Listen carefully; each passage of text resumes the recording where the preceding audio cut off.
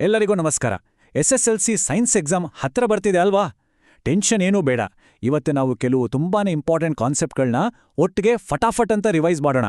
ಇದು ನಿಮ್ಮ ಕಾನ್ಫಿಡೆನ್ಸ್ ಹೆಚ್ಚಿಸೋಕೆ ಒಂದು ಪರ್ಫೆಕ್ಟ್ ಸೆಷನ್. ಹಾಗಾದ್ರೆ ಶುರು ಮಾಡೋಣವಾ? ಹೌದು ನೋಡಿ, ಎಕ್ಸಾಮ್ಗೆ ಇರೋದು ಬರೀ 78 ದಿನ ಅಷ್ಟೇ. ಅಂದ್ರೆ ಈಗಿಂದ ಪ್ರತಿ ನಿಮಿಷ ಕೂಡ ತುಂಬಾನೇ ಮುಖ್ಯ. ಈ ಕೌಂಟ್ಡೌನ್ ನೋಡ್ದೆ ಭಯ ಆಗ್ಬೋದು, ಆದ್ರೆ ಇದು ನಮ್ಮನ್ನ ಹೆದರಿಸೋಕಲ್ಲ, ಬದಲಾಗಿ ನಮ್ಮ ಓದನ್ನ ಇನ್ನಷ್ಟು ಫೋಕಸ್ ಆಗಿ ಸರಿಯಾದ ದಾರಿಯಲ್ಲಿ ಕೊಂಡೊಯ್ಯೋಕೆ ಒಂದು ಸ್ಫೂರ್ತಿ. ಈ ಮಾತನ್ನ ಯಾವಾಗ್ಲೂ ನೆನಪಲ್ಲಿಡಿ. ನಮ್ಮ ಗುರಿ ದೊಡ್ಡದಿದ್ದಾಗ ಅದನ್ನ ಸಾಧಿಸೋಕೆ ನಾವು ಮಾಡೋ ಪ್ರಯತ್ನ ಅದಕ್ಕಿಂತ ದೊಡ್ಡದಾಗಿರ್ಬೇಕು. ಇದೇ ಒಂದು ಪಾಸಿಟಿವ್ ಎನರ್ಜಿಯೊಂದಿಗೆ ಇವತ್ತಿನ ನಮ್ಮ ಈ ಚರ್ಚೆಯನ್ನ ಶುರು ಮಾಡೋಣ. ಸರಿ, ಹಾಗಾದ್ರೆ ನಮ್ಮ ಮೊದಲನೇ ಟಾಪಿಕ್ಗೆ ಹೋಗೋಣ. ಫಿಸಿಕ್ಸ್ನಲ್ಲಿ ಸೊಲೆನಾಯ್ಡ್ನ ಮ್ಯಾಗ್ನೆಟಿಕ್ ಫೀಲ್ಡ್ ಅಂದ್ರೆ ಕಾಂತಕ್ಷೇತ್ರದ ಬಗ್ಗೆ ತಿಳ್ಕೊಳ್ಳೋಣ. ಇದು ಪರೀಕ್ಷೆ ದೃಷ್ಟಿಯಿಂದ ತುಂಬಾನೇ ಇಂಪಾರ್ಟೆಂಟ್ ಪ್ರಶ್ನೆ.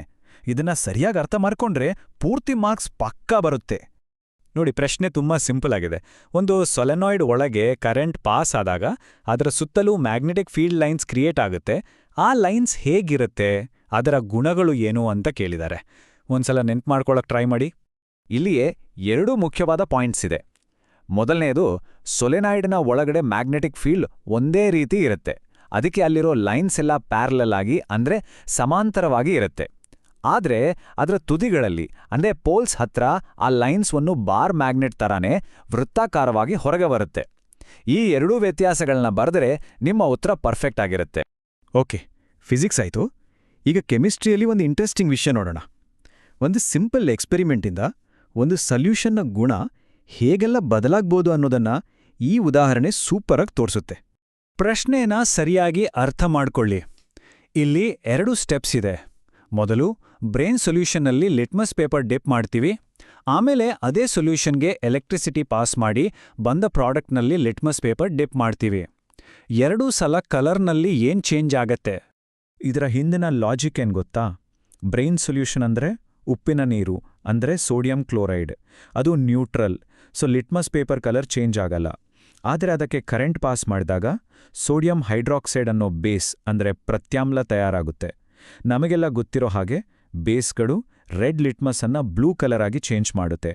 ಸೊ ನ್ಯೂಟ್ರಲ್ ಇದ್ದಿದ್ದು ಬೇಸಿಕ್ ಆಗಿ ಬದಲಾಗೋದೇ ಇಲ್ಲಿರೋ ಮ್ಯಾಜಿಕ್.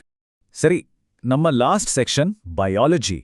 ನಮ್ಮ ದೇಹದೊಳಗೆ ನಡೆಯೋ ಒಂದು ತುಂಬಾನೇ ಕಾಮನ್ ಆದರೆ ಅಷ್ಟೇ ಇಂಪಾರ್ಟೆಂಟ್ ಪ್ರಾಸೆಸ್ ಬಗ್ಗೆ ತಿಳ್ಕೊಳ್ಳೋಣ. ಇದು ನಮ್ಮ ಡೈಲಿ ಲೈಫ್ಗೆ ನೇರವಾಗಿ ಕನೆಕ್ಟ್ ಆಗಿರೋ ವಿಷಯ. ನಾವೆಲ್ಲ ಜಾಸ್ತಿ ಓಡಿದಾಗ ಅಥವಾ ಸಡನ್ ಆಗಿ ವರ್ಕೌಟ್ ಮಾಡಿದಾಗ ಮೈಕೈ ನೋವು ಬರುತ್ತಲ್ಲ, ಯಾಕೆ ಅಂತ ಯೋಚಿಸಿದ್ದೀರಾ? ಅದಕ್ಕೆ ಕಾರಣನೇ ಈ ಲ್ಯಾಕ್ಟಿಕ್ ಆಸಿಡ್. ಹಾಗಾದ್ರೆ ನಮ್ಮ ಮಸಲ್ಸ್ನಲ್ಲಿ ಇದು ಯಾವಾಗ ಮತ್ತೆ ಯಾಕೆ ಪ್ರೊಡ್ಯೂಸ್ ಆಗುತ್ತೆ? ಇದರ ಹಿಂದಿನ ಸೀಕ್ರೆಟ್ ಅವಾಯುವಿಕ ಉಸಿರಾಟ ಅಂದ್ರೆ ಅನೆರೋಬಿಕ್ ರೆಸ್ಪಿರೇಷನ್. ನಾವು ತುಂಬಾನೇ ಕಷ್ಟಪಟ್ಟು ಕೆಲಸ ಮಾಡುವಾಗ ನಮ್ಮ ಮಸಲ್ಸ್ಗೆ ಸಡನ್ನಾಗಿ ಜಾಸ್ತಿ ಎನರ್ಜಿ ಬೇಕು. ಆದ್ರೆ ಅಷ್ಟು ಎನರ್ಜಿ ಕೊಡಕ್ಕೆ ಬೇಕಾದಷ್ಟು ಆಕ್ಸಿಜನ್ ಫಾಸ್ಟಾಗಿ ಸಪ್ಲೈ ಆಗಲ್ಲ. ಆ ಟೈಮ್ನಲ್ಲಿ ನಮ್ಮ ಮಸಲ್ ಸೆಲ್ಗಳು ಆಕ್ಸಿಜನ್ ಇಲ್ದೇನೆ ಎನರ್ಜಿ ಪ್ರೊಡ್ಯೂಸ್ ಮಾಡಿ ಅದರ ಜೊತೆ ಲ್ಯಾಕ್ಟಿಕ್ ಆಸಿಡ್ ಅನ್ನೋ ಬೈ ಪ್ರಾಡಕ್ಟ್ನ ರಿಲೀಸ್ ಮಾಡುತ್ತೆ. ಹಾಗೆ ಇನ್ನು 2 ಚಿಕ್ಕ ಆದರೆ ಇಂಪಾರ್ಟೆಂಟ್ ಪಾಯಿಂಟ್ಸ್ನ ಬೇಗ ನೋಡ್ಬಿಡೋಣ. ಮೊದಲನೆಯದು, ಈಸ್ಟ್ ಥರದ ಜೀವಿಗಳಲ್ಲಿ ಅವಾಯುವಿಕ ಉಸಿರಾಟ ಆದಾಗ ಬರುವ ಪ್ರಾಡಕ್ಟ್ಸ್ ಎಥನಾಲ್ ಮತ್ತು ಕಾರ್ಬನ್ ಡೈಆಕ್ಸೈಡ್. ಎರಡನೆಯದು, ಕೆಮಿಸ್ಟ್ರಿಯಲ್ಲಿ ಪೆಂಟೇನ್ಗೆ ಇರುವ ಐಸೋಮರ್ಗಳು ಅಂದರೆ ಫಾರ್ಮುಲಾ 1 ಆದರೆ ಸ್ಟ್ರಕ್ಚರ್ ಬೇರೆ ಬೇರೆ. ಉದಾಹರಣೆಗೆ ಎನ್ ಪೆಂಟೇನ್ ಮತ್ತು ಐಸೋಪೆಂಟೇನ್. ಇವೆರಡು MCQ ಪ್ರಶ್ನೆಗಳಿಗೆ ಬರೋ ಚಾನ್ಸ್ ಇರುತ್ತೆ, ನೆನ್ಪಿಟ್ಕೊಳ್ಳಿ. ಸರಿ, ಹಾಗಾದ್ರೆ ನಾವು ಈ ಚರ್ಚೆಯ ಕೊನೆಗೆ ಬಂದಿದ್ದೇವೆ. ಇವತ್ತು ಕಲಿತ 3 ಪ್ರಮುಖ ವಿಷಯಗಳನ್ನ ಒಂದ್ಸಲ ಕ್ವಿಕ್ಕಾಗಿ ರೀಕ್ಯಾಪ್ ಮಾಡಿಬಿಡೋಣ.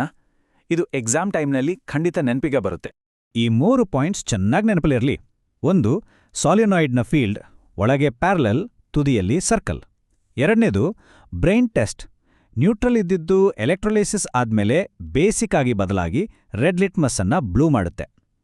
ಮತ್ತು 3ನೇದು, ಲ್ಯಾಕ್ಟಿಕ್ ಆಸಿಡ್ ನಮ್ಮ ಮಸಲ್ಸ್ಗೆ ಆಕ್ಸಿಜನ್ ಕಡಿಮೆ ಆದಾಗ ಪ್ರೊಡ್ಯೂಸ್ ಆಗುತ್ತೆ. ಎಷ್ಟು ಕ್ಲಿಯರ್ ಆಗಿದ್ರೆ ಸಾಕು. ಎಲ್ಲರ ಪರಿಶ್ರಮಕ್ಕೂ ಒಳ್ಳೆ ಫಲ ಸಿಗ್ಲಿ.